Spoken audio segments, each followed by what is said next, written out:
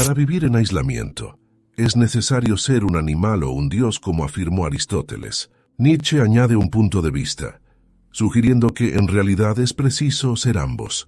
En El crepúsculo de los ídolos, esta idea se profundiza. Un estudio publicado por PLOS Medicine en 2010 mostró que los riesgos para la salud derivados de la soledad crónica son tan perjudiciales como fumar 15 cigarrillos al día. Para enfrentar la soledad, podemos trabajar para fortalecer nuestros lazos sociales, pero también es fundamental mejorar nuestra capacidad de estar solos. Después de todo, no todos los que están solos se sienten solitarios. Reflexionando sobre su tiempo en aislamiento, el filósofo Henry David Thoreau, en su obra Walden, escribió: «Nunca me siento solo aquí. Nunca he encontrado una compañía tan agradable como la soledad». En este video, exploraremos las virtudes de la soledad y cómo puede promover el desarrollo personal, proporcionar una libertad única, aliviar diversos problemas de salud mental y ser esencial para construir un carácter fuerte. Nietzsche hace una distinción crucial entre soledad y estar solo, afirmando que la soledad es una cosa, estar solo es otra. En Solitude, A Philosophical Encounter, el filósofo Philip Koch define la soledad como un período de experiencia separado de otras personas, en términos de percepción, pensamiento, emoción y acción. La soledad es simplemente un estado de experiencia en el que otras personas no están presentes, y esto es fundamental para la verdadera soledad. Muchas figuras históricas alcanzaron su estatus legendario, aprovechando los beneficios de largos períodos de soledad. Los 40 días y noches que Jesús pasó en el desierto lo elevaron a alturas espirituales incomparables. Buda y Moisés encontraron en la soledad las grandes visiones morales que moldearon sus vidas. Marco Aurelio, Friedrich Nietzsche, Ralph Waldo Emerson, Albert Camus, Henry David Thoreau, entre otros filósofos, buscaron en la soledad un refugio para cultivar su carácter y desarrollar sus ideas filosóficas, lejos de la influencia corruptora de la sociedad. Nietzsche, por ejemplo, escribió: «Cuando estoy entre muchos, vivo como los muchos, y no pienso como realmente pienso. Después de un tiempo, parece que quieren alejarme de mí mismo y robar mi alma. Entonces, necesito el desierto para volver a ser quien soy». En Aurora, el almirante Richard Byrd pasó un invierno solo en la Antártida, enfrentando un frío intenso, largas noches oscuras y una soledad que ningún poder en la tierra podría aliviar durante al menos 6 meses. A pesar de las condiciones adversas, este período de aislamiento fue transformador. En su libro Solo escribió: «Sí, la soledad es mayor de lo que preveía. Mi sentido de los valores está cambiando, y muchas cosas que antes estaban indefinidas en mi mente, ahora parecen estar cristalizándose. Porque algunos prosperan en la soledad, mientras otros sufren con ella.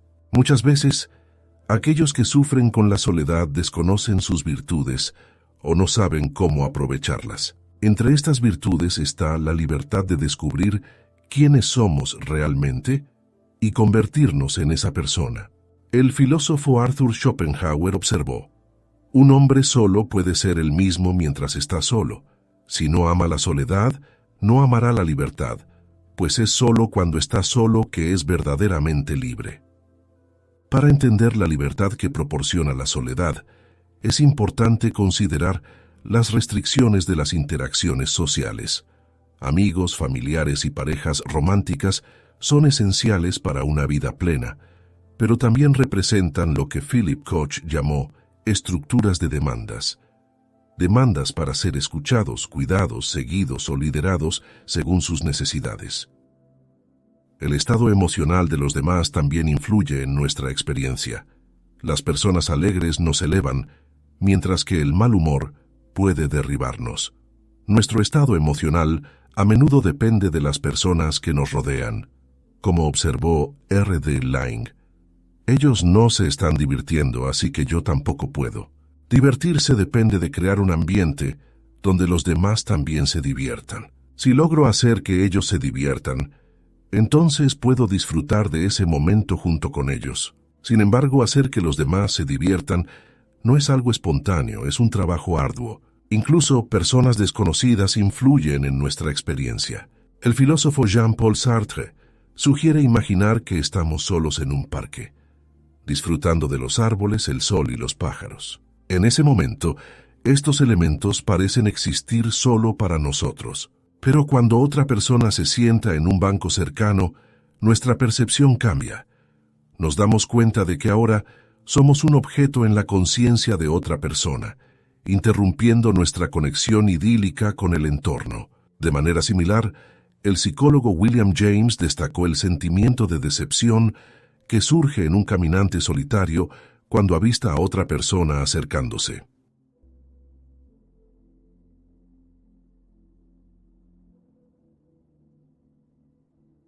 Inmediatamente se siente más autoconsciente, menos libre y menos capaz de simplemente ser. Esto es lo que Sartre quiso expresar con la frase «El infierno son los otros». Como él escribió, por la mera aparición del otro, me veo obligado a verme a mí mismo como un objeto, porque es como un objeto que aparezco para el otro, el ser y la nada. Todas estas restricciones desaparecen en la soledad, ya que ésta se caracteriza por la ausencia de limitaciones y por una libertad que no se encuentra en las interacciones sociales. En la soledad, somos libres para disfrutar de nuestro entorno, sin la conciencia perturbadora de que somos un objeto en el campo perceptual de otra persona. Podemos hacer lo que queramos cuando queramos. Somos libres para pensar y sentir cualquier cosa, siguiendo nuestras pasiones, sin preocuparnos por el juicio ajeno o si estamos cumpliendo con las expectativas de los demás. Al principio esta libertad puede parecer extraña, nadie para limitar tus acciones de ningún lado. Philip Koch en Solitude, A Philosophical Encounter, reflexiona sobre esta sensación. El filósofo inglés William Hazlitt solía hacer largas caminatas solo, simplemente para disfrutar de la libertad que la soledad ofrece. Como él observó, el alma de un viaje solitario es la libertad perfecta para pensar, sentir y hacer exactamente lo que se desea, al menos una vez. A Hazlitt le gustaba hacer todo a su manera, y eso solo era posible cuando estaba solo, conversaciones de mesa. Philip Koch, citando a Thoreau, comenta que él se sentía libre en la naturaleza de una forma extraña y liberadora. Pero, ¿por qué? Un punto obvio es la huida de los controles sociales que gobiernan toda la vida interpersonal. En la soledad, puedes gritar «fuego» en cualquier momento, e incluso hacerlo desnudo si lo deseas. Ciertamente, la libertad de movimiento es una metáfora universal para la libertad espiritual que la soledad proporciona, donde nuestros espíritus pueden vagar, divagar, saltar o volar. La libertad de la soledad es valiosa por sí misma, pero también como un medio de autodescubrimiento y crecimiento personal. Cuando estamos solos y libres de las restricciones sociales que limitan nuestra experiencia, podemos involucrarnos en lo que Philip Koch llamó sintonía con uno mismo. Él explicó que esta sintonía se caracteriza mejor por la imagen del flujo libre, el flujo de conciencia de pensamientos, deseos y emociones, sin ninguna sensación de censura o gestión, junto con un acceso libre a sus orígenes, Solitude, A Philosophical Encounter. Al abrirnos a la gama completa de nuestras emociones, pensamientos, deseos e imágenes internas, nos conectamos con aspectos de nuestra identidad que hemos enterrado bajo las máscaras sociales que usamos cuando estamos cerca de otras personas. En la soledad, somos libres para quitarnos esas máscaras, ya que no hay nadie para escuchar o responder, excepto la voz de nuestra propia conciencia. Después de un periodo largo y desafiante de aislamiento, la novelista May Sarton experimentó esta libertad interna y la importancia de estar en sintonía consigo misma. Después de un periodo prolongado en completa soledad, la escritora May Sarton reflexionó, en Diario de una soledad, que comenzó a sentir el regreso a una parte profunda de sí misma, una parte que había sido muy herida y absorbida para funcionar plenamente durante mucho tiempo. El filósofo estadounidense Thomas Merton, en La vida silenciosa, resonó con esta idea al afirmar que, aunque no todos los hombres están llamados a ser ermitaños, todos necesitan de suficiente silencio y soledad en sus vidas para permitir que la voz interior de su verdadero yo sea escuchada, al menos ocasionalmente. Cuando esa voz no se escucha, la vida se vuelve miserable y agotadora. Si un hombre es constantemente alejado de su propia esencia, encerrado fuera de su soledad espiritual, deja de ser una persona auténtica. Deja de vivir como un ser humano pleno. Las voces que escuchamos en la soledad, sin embargo, no siempre son agradables. A veces, estar en sintonía con uno mismo significa revivir traumas pasados y enfrentar emociones dolorosas, miedos y ansiedades que hemos evitado al distraernos con la sociedad. Este estado de sintonía interior no siempre es alegre o sereno. Puede implicar sentir con una intensidad devastadora los conflictos, las iras y las percepciones de la mortalidad que tratamos de negar. Anhelos, celos, dependencias y distanciamientos pueden surgir con seguridad cuando las personas sobre las que podríamos descargarlos de manera equivocada, peligrosa o tonta están ausentes. Philip Koch, en Soledad, un encuentro filosófico, observa que aunque estos conflictos y emociones pueden causar sufrimiento, su surgimiento nos ofrece la oportunidad de confrontarlos conscientemente. Si aprovechamos esta oportunidad para sentarnos en silencio y permitir que nuestras ansiedades y emociones nos invadan, podemos procesarlas, resolverlas, liberarlas y curar los problemas de salud mental que puedan haber causado. Como observó Albert Camus, cuando un hombre aprende a permanecer solo con su sufrimiento y a superar el deseo de huir, tiene poco más que aprender. Este poder curativo de la soledad no es exagerado.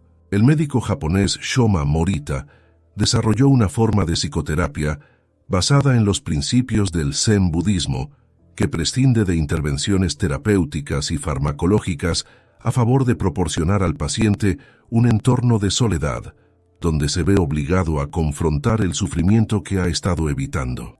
Como explica Ilsa Beit, cuando llega al hospital, el paciente neurótico debe tener reposo absoluto durante hasta una semana. Durante ese tiempo, no se le permite asociarse con nadie. No debe leer ni escribir, fumar, telefonear, escuchar la radio o ver televisión. El paciente es dejado solo con su enfermedad hasta que él y su enfermedad se conviertan en uno solo. Debe aceptar su enfermedad en completa soledad. La mayoría de las culturas del pasado reconocían las grandes virtudes de la soledad, y en algunas, la soledad era incluso más valorada que la socialización. Entre los indios tarahumara, de la Sierra Madre en México, el profesor Job Ruffel observó casi un culto a la soledad. Informó que un niño de 6 años podría llevar su ración de pinole, maíz molido en polvo, y desaparecer con las ovejas durante 1 o 2 semanas sin ver a una sola persona antes de regresar. Estos indios estaban tan acostumbrados a llevar vidas solitarias que se sentían cohibidos y perdidos cuando necesitaban conversar con otros. Incluso en culturas donde la vida era más comunitaria, los individuos pasaban por largos periodos de soledad para facilitar grandes transiciones en la vida. Por ejemplo, las jornadas solitarias eran parte integral de los ritos de paso, en los que un adolescente se convertía en hombre. En estas ceremonias, un niño era llevado a un campamento aislado en el desierto, donde permanecía solo durante meses. Todo lo que necesitaba para sobrevivir lo encontraba o hacía solo. Cazaba, buscaba alimentos, se protegía de los depredadores y enfrentaba sus miedos a lo desconocido y la oscuridad. Durante ese tiempo, pasaba por un proceso de sintonía consigo mismo. Confrontaba y superaba su soledad, ansiedades y dependencias, transformando su mente de un enemigo indomable en un amigo confiable.